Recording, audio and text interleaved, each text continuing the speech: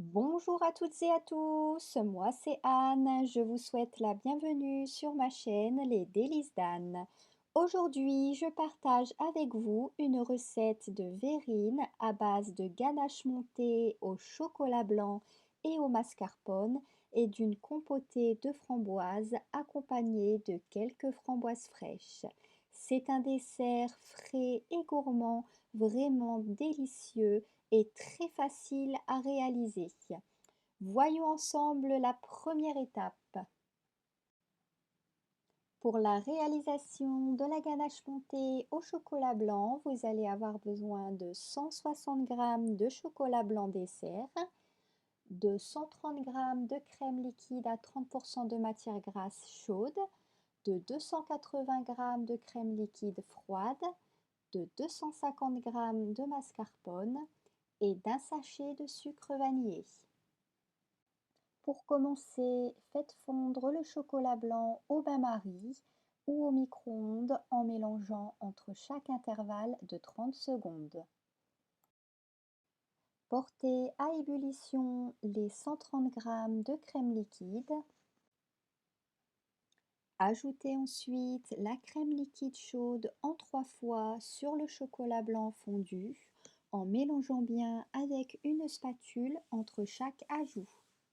Ne mélangez pas avec un fouet, sinon vous risquerez de former de petites bulles d'air.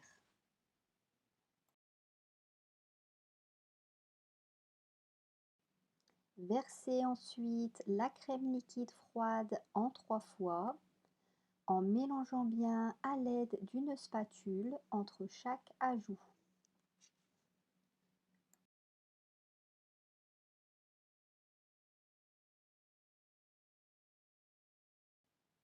Filmez votre ganache au chocolat blanc au contact à l'aide d'un film alimentaire, puis réservez-la au frais pour une durée minimum de 4 heures. Vous pouvez la réaliser la veille et la monter en chantilly le lendemain. Pour la réalisation de la compotée de framboises, vous allez avoir besoin de 300 g de framboises fraîches ou surgelées, de 60 g de sucre en poudre et le quart d'un jus de citron pressé. Dans une casserole sur un feu moyen, versez les framboises, le sucre en poudre et le jus de citron pressé. Puis mélangez le tout à l'aide d'une spatule. Laissez chauffer pour une durée de 10 minutes environ en mélangeant régulièrement jusqu'à ce que vous obteniez une compote de framboises.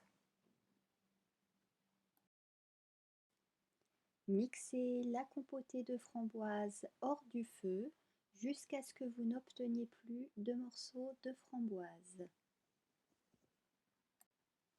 Versez-la ensuite dans un récipient en la passant dans une passoire afin d'en extraire les pépins.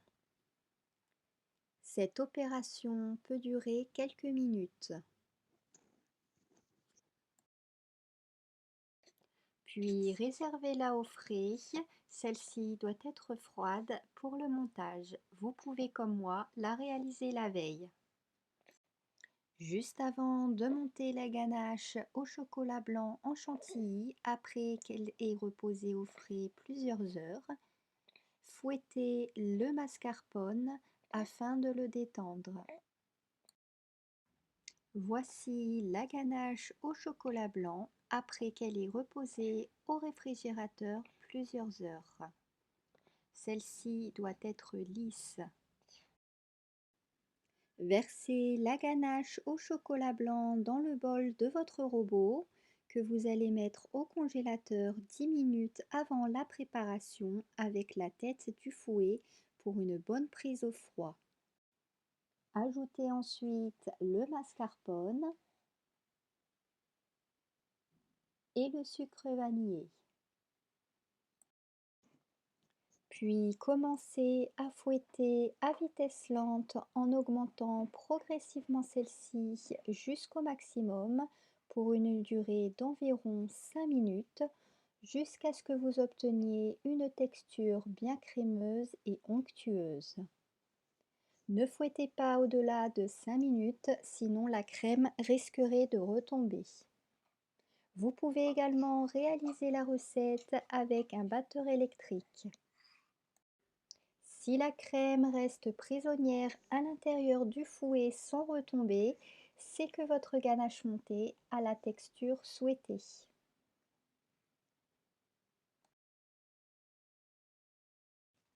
Pour le montage des verrines, vous allez avoir besoin de la ganache montée au chocolat blanc mascarpone, de la compotée de framboises et de quelques framboises fraîches.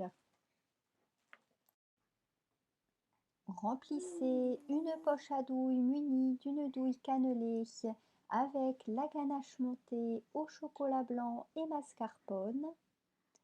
Vous pouvez comme moi vous aider d'un verre doseur pour faciliter le remplissage.